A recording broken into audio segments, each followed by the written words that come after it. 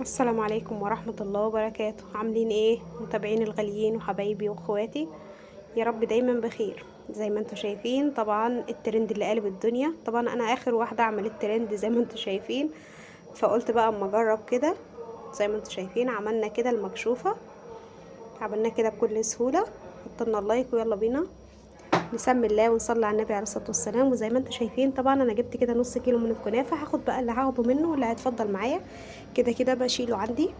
آه طبعا انا كنت جايبه الكنافه قبلها بيوم، وبدات اللي انا ايه حطيتها كده في الفريزر، وبدات ان انا يا دوبك كده انت بتطلعيها بتلاقيها بتتفرك معاكي بكل سهوله خالص. بس برضو لو انت حابه ان انت تخليها تعدي كده في الكبه بتكون ناعمه خالص وبتكون جميله معاكي. ما بيكونش فيها اي كتل ولا حاجه. فطبعا دلوقتي برضو انا ايه كده لو انت عندك زي كده، لو ما عندكيش برضو هتفركيها عادي وتشتغلي بيها عادي، مفيش اي مشكله خالص.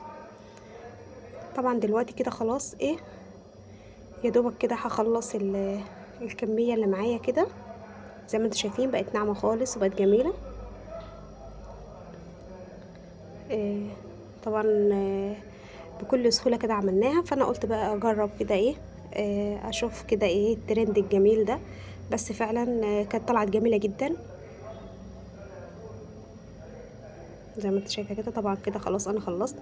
فانا جبت كده ايه كوبايه كده الا ربع من السمنه. يا ريت بقى تكون لو معاكي السمنه بلدي كمان بتكون جميله جدا. معاكي السمنه البلدي في الكنافه بتكون جميله وبتديها ريحه حلوه. طبعا انا قلبتها كده وهحطها كده جنب مني، انا كده كده مولعه الفرن فهحطها كده على الشبكه جنب مني و... وهبدا كل شويه كده اطلعها اقلبها. زي ما انت شايفه كده طبعا انا بعد شويه طلعتها كده وقلبتها، فطبعا هي عشان الكنافه كانت ساقعه معايا، فبدات السمنه تكتل معايا كده. بس طبعا مع كل شويه هقلبها هبص الاقيها ايه فكت معايا كده وبقت جميله زي ما انتم شايفين ما شاء الله. ما بتاخدش معايا وقت ولا حاجه. طبعا كده خلاص كده معايا اللي هو شربات الكنافه الساقع وتقيل، وهي الكنافه سخنه.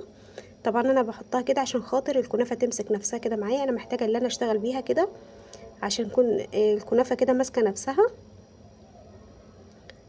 بس اشتغلي بيها على طول، ما تسيبيهاش، لو سبتيها بتبدأ تكتل معانا. طبعا دلوقتي كده خلاص انا ايه بدأت اللي انا قلبتها كده وهظبط بقى كده هبدأ اشكلها على طول. طبعا اللون ده جميل جدا. ممكن تحمريها على البوتاجاز في الطاسة كده مفيش اي مشكلة خالص. دلوقتي انا جبت كيس من اكياس التلاجة.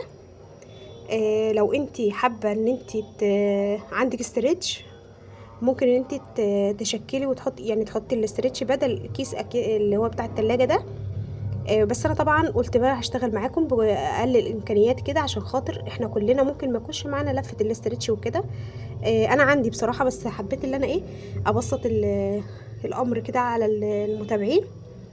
فبكل سهولة حطيت كده يا دوبك نقطتين كده من الزيت وبدأت ان انا وزعتهم كده. طبعا كده معايا ليه انا حطيت الزيت عشان خاطر الكيس يلبت كده ما يضايقنيش يعني. وهبدأ ان انا ايه ابدأ اشكل كده. طبعا انا جبت كده طبق تاني عشان يبقى المكان ده اللي هو بتاع اللي هو المكشوف فيها. فطبعا دلوقتي هبدأ بقى ان انا كده ايه اظبط كده الكيس كده. والله هو الكيس زيه زي الاسترتش بالظبط ما فرقتش حاجة. بس طبعا الكيس يعني متوفر غير لفة الاسترتش يعني. فطبعا احنا زي ما انتوا عارفين احنا بنشتغل كده ايه بالحاجة المتوفرة عندنا واقل الامكانيات برضو. طبعا دلوقتي هبدأ ان انا ايه اشكلها بقى كده زي ما انا عايزة. بس اهم حاجة ان انت يعني تضغطيها كويس وتظبطيها كده واحدة واحدة كده ان احنا ايه نفضل معاها كده لغاية ما تتظبط معايا. طبعا فعلا ما اخدتش وقت والله ولا اي حاجة جنب مني كده وانا بعمل الفطار. بدأت ان انا ايه خلصت كده زي ما انت شايفة. طبعا دلوقتي انا هبدأ اعمل بقى الكريمة معايا. طبعا انا جبت كده نص كوباية من الكريمة اللباني البودر، وحطيت كده كوبايه من اللبن، حط معلقتين بالظبط من السكر.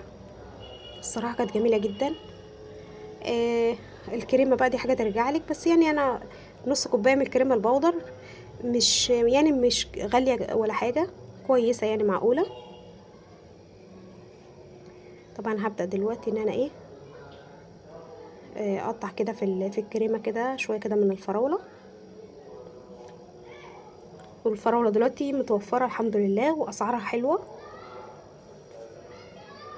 قطعي بقى الكمية زي ما انت عايزة، لو حابة تحطي صوص فراولة دي حاجة ترجعلك براحتك برضو، بس انا حبيت ان انا ايه اقطع كده فراولة وخلاص، مش عايزة ان انا احط صوص فراولة.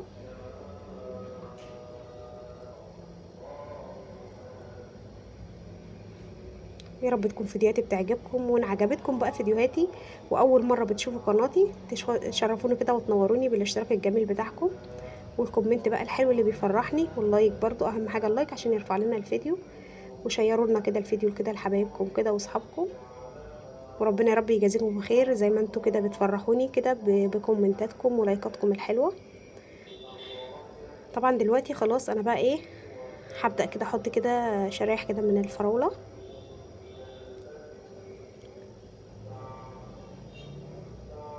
زي ما انتوا شايفين كده.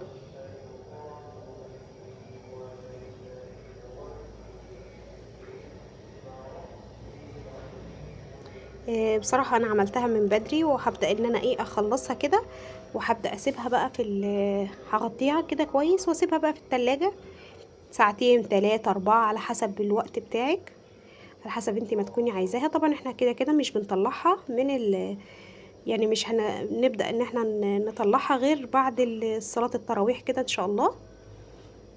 بعد الصلاة كده بنبدأ بقى ايه عايزين بقى الحاجة الحلوة، فطبعا هنبدأ ان احنا نطلعها بكل سهولة كده. هبدأ ان انا ايه اظبطها كده، وهجيب برضو شوية كده من الكنافة اللي هي متبقية معايا، هبدأ ان انا ايه احط كده عليها شوية كده من الكنافة. زي ما انتوا عارفين طبعا الكنافة ديت اتكتلت معايا شوية، فانا هبدأ ان انا ايه افكها كده بالراحة. طبعا خلاص بدأت ان انا ايه فكتها كده، وهبدأ ان انا احط كده شوية منها. طبعا الطبق دي هتكون من تحت، بس انا محتاجة برضو ان انا ايه اغطيها كده، اغطي الكريمة. هجيب برضو تاني كيس من اكياس التلاجة، برضو فتحت كيس تاني وهبدأ اغطي بيه كده عشان خاطر انا مش عايزاها برضو ايه تلقط اي ريحة اي اكل من التلاجة ولا حاجة. فهبدأ ان انا اغطيها وهغطيها وادخلها بقى التلاجة زي ما قلت لكم. طبعا انا كده ايه كنت عاملاها من بدري، فهسيبها خالص دلوقتي مش هطلعها من التلاجة غير لما اجي بعد الصلاة كده ابدأ اطلعها. طبعا دلوقتي خلاص كده هحط عليها طبق ولا اي حاجة. بدأت ان انا حطيت عليها طبق وسبتها زي ما قلت لكم. خلاص كده هبدأ ان انا ايه هقلبها كده. طبعا بتتقلب ما شاء الله بتطلع معاكي بكل سهولة زي ما شفتي، يعني ما خدتش معايا اي حاجة بصراحة، ما غلبتنيش ولا اي حاجة. بدأت ان انا ايه هزينها كده بالقطع كده الفراولة. ممكن انت بقى في التزيين تزينيها بقى عندك بقى اي حاجة من المكسرات. طبعا يعني ايه احنا اشتغلنا زي ما قلت لكم بأقل الامكانيات، ما حطيتش ولا مكسرات ولا اي حاجه، احنا كله ايه الشغل كده بالفراوله. بدات ان انا قطعت كده منها حته، هي لازم بتكون ايه مفرطه كده شويه بس ده طبيعي زي ما انتم شايفين كده.